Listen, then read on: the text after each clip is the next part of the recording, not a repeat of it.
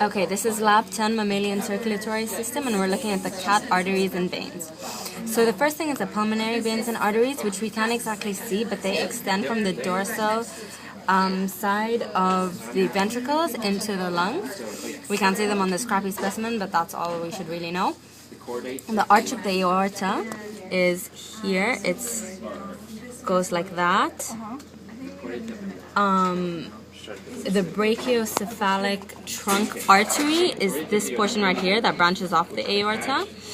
And the brachiocephalic vein is this. Basically, the anterior vena or cranial vena cava becomes the brachiocephalic vein. And the subclavian arteries, so the left subclavian branches off the aorta here. And the right one is a branch of the brachiocephalic arch. So it's this branch right here, and it goes through there. The subclavian becomes many other arteries. So the first branch of it is the internal thoracic, which in our specimen has cut off, but it would basically be like this thing right here. When we spread this out, we see the costocervical trunk, which is this curvy one. You try and grab it. It's this one. The vertebral is this one, right here. And the superficial cervical artery is this one. So the subclavian becomes an axillary artery after this superficial cervical artery.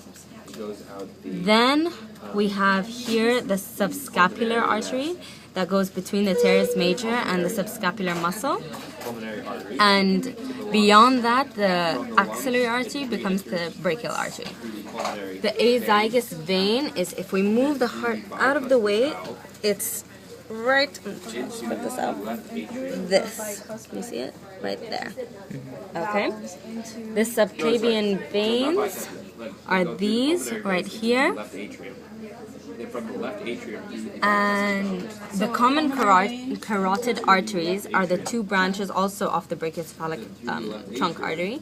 So these two right here, they extend upwards, there and there. The external jugular, we have one here and one poorly injected one here. And the internal jugular is this one right here, also poorly injected. And it runs alongside the common carotid. Now the external and internal jugulars both branch off from the bijugular. Okay, can you flip the page? Yep. So we've seen the arch of the aorta right there, and this is the descending aorta. Now, the smaller arteries that go into the intercostals are called the intercostal arteries. So these are these, and so on. The cranial and caudal vena cava, we see, here's the cranial. The caudal we can see both from here, and when we move our guts to the side, here. Okay? The celiac artery branches off right under the, what's this called again? Diaphragm. So this is it. The cranial mesenteric artery is this one right here, right under the celiac artery.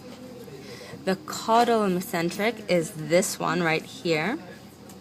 And these all branch off the aorta, the descending aorta. The renal arteries and veins, so here's the kidney, renal, and pink is the artery and blue is the vein. The testicular and ovarian ones, so here's our ovary, we have a female cat. It branches off in these two branches and this, and all goes to the ovaries. The deep circumflex artery and vein is, where is it? There we go. Right here, artery and vein. Now the external iliac is this, and it becomes the femoral artery, and behind it is the sternal-iliac vein. And yeah. Yep. Okay. Oh, my bad.